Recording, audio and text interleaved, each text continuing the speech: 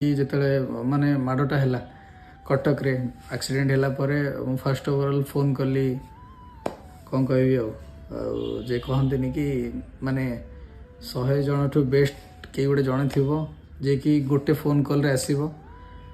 ମୋ ସାନ ଭାଇ ମୋ ସାଙ୍ଗ ମୋର ଏଭ୍ରିଥିଙ୍ଗ ଯିଏକି କଟକର ବିଶାଲ ଆଇ ଲଭ୍ ୟୁ। ଆଉ ତାକୁ ଥରେ କେବଳ କଲ୍ କରିଛି କି କହୁଛି କେଉଁଠି ଅଛୁ, ଦେନ୍ ସିଏ ବୋଧେ ମୋ ଭଏସ୍ରୁ ଜାଣିପାରିଲା କି କିଛି ଗୋଟେ ପ୍ରୋବ୍ଲେମ୍ ହେଇଛି, ସଙ୍ଗେ ସଙ୍ଗେ ଆସି ପହଞ୍ଚିଲା। ବହୁତ ଖୁସି ଲାଗିଲା। ତାର ସେଠିକାର ଯେଉଁ ମାହୋଲ ଥିଲା ସବୁ ହ୍ୟାଣ୍ଡେଲ୍ କଲା। ତା ସହିତ ରାଜେନ୍ଦ୍ର ଥିଲା, ତାପରେ ଯେଉଁମାନେ ବି ତାଙ୍କ ସହିତ ସବୁ ଆସିଥିଲେ ଭାଇମାନେ, ସେମାନଙ୍କୁ ବି ଦିଲ୍ ସେ ଥ୍ୟାଙ୍କ ୟୁ, ଏତେ ସାରା ହେଲ୍ପ କଲେ। ଆଉ ଏତିକି କହିବି ବାସ୍।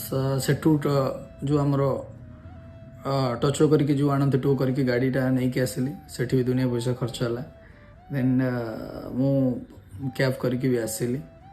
ତ ତେବେ ଯେତେବେଳେ ନେଇକି ଗଲି ଗାଡ଼ି ଦେଖିଲେ କହିଲେ କି 1,60,000 ଖର୍ଚ୍ଚ ହେବ। ତ ଯେଉଁଟାକି କ'ଣ କହନ୍ତି କି ଯଦି ତୁମର ବେଳା ଖରାପ ଥିବ, ତୁମେ ଯେତେ ବି ଭଲ ଥାଅ, କିଛି ନା କିଛି ଗୋଟେ ଆସେ। ତ 1,60,000 is not a small amount. ତ ଓବିୟସଲି ସେଇଟା ଗୋଟେ ବଡ଼ ଆମାଉଣ୍ଟ। ଯାହାହେଲେ ବି କରିବାକୁ ପଡ଼ିବ। ଏବେ ସମସ୍ତେ ପଚାରୁଛନ୍ତି ଭାଇ କେତେ ଅପସେଟ୍ ଅଛନ୍ତି, କ'ଣ ହେଇଛି କ'ଣ ନାହିଁ। ବହୁତ ଜଣ ମେସେଜ୍ କରୁଛନ୍ତି, ବାସ୍ ମୋତେ